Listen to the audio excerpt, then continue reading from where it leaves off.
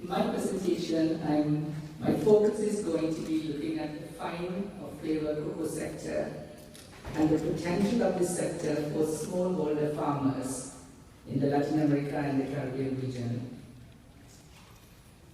The fine or flavor sector provides enormous promise because there's a buoyant market that is growing in the metropolitan countries, which provide opportunities for farmers to provide beans to those markets at high values. Now, to enter into the market, you need to understand the market and understand the features of this market so that you can create the right technologies and innovations to allow the farmers to enter into this very lucrative market. The market consists of a very large number, but of very small boutiques. They are very innovative, they are very dynamic, they provide a diversity of products and flavors. They are very responsive to customer needs, and they are very competitive.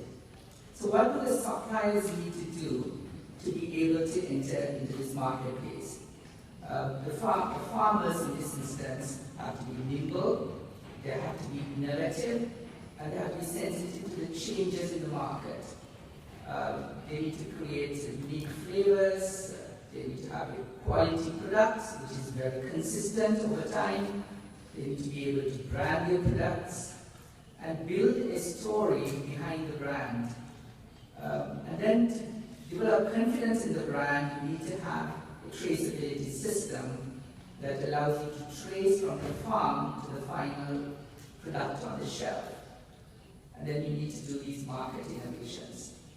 So the traditional method of transferring technology, would that really suit a scenario where you need to have the farmers being very nimble, adaptive, and innovative? The traditional system, the researcher uses science, which goes into technologies and is taken to the farmer. And very often the government provides subsidies and inputs. And for a good measure, then you have the extension worker who provides information. And the farmer is expected to produce the necessary outputs.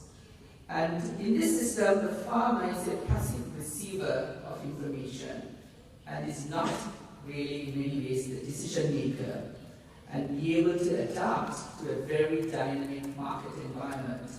The information often is not very appropriate or timely, and is very often not very relevant to the farmer. So in this traditional system of technology transfer, which is very much unidirectional, it's not farmer-centric. The farmer is not very often the leader and the governor of his farm to meet the needs. The technologies and innovations are often not nuanced to meet the needs of the farmer. They're not dynamic or quick enough to change. And then the supporting environment often is not very coordinated to support a business development approach. So in the farmer, the smallholder farmer, who operates under a very specific scenario, does not often have technologies that are suitable for adapting.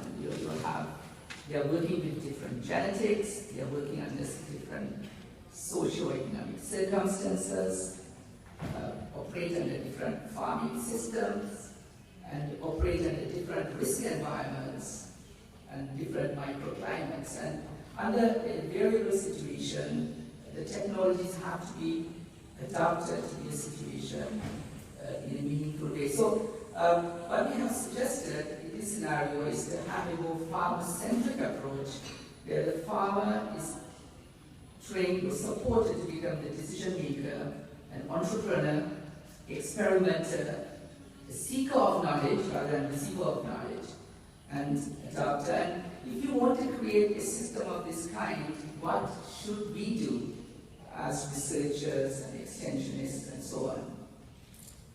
And then, so you need to motivate, inspire, and create the required skill sets for the farmer to become the right kind of innovator, entrepreneur, knowledge seeker, and you need to have the information available to them in a ready and very relevant, quick way.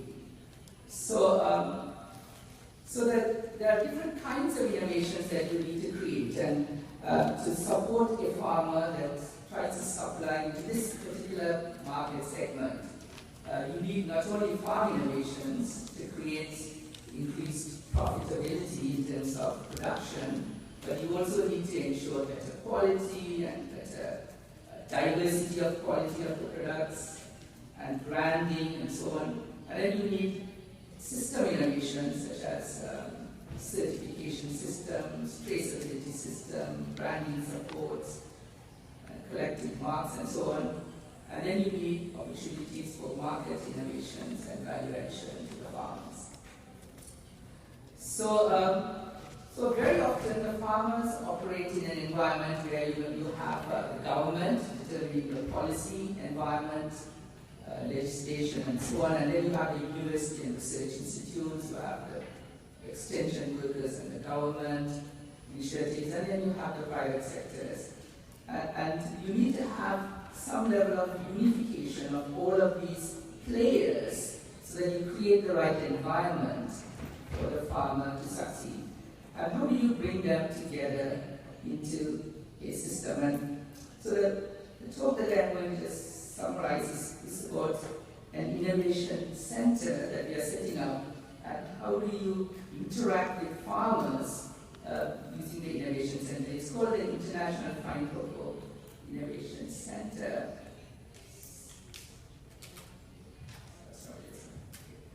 To create farm-centric innovations, technology transfer methods, and entrepreneurship systems that are dynamic and market-driven to allow the farmers to enter into this growing niche boutique sector.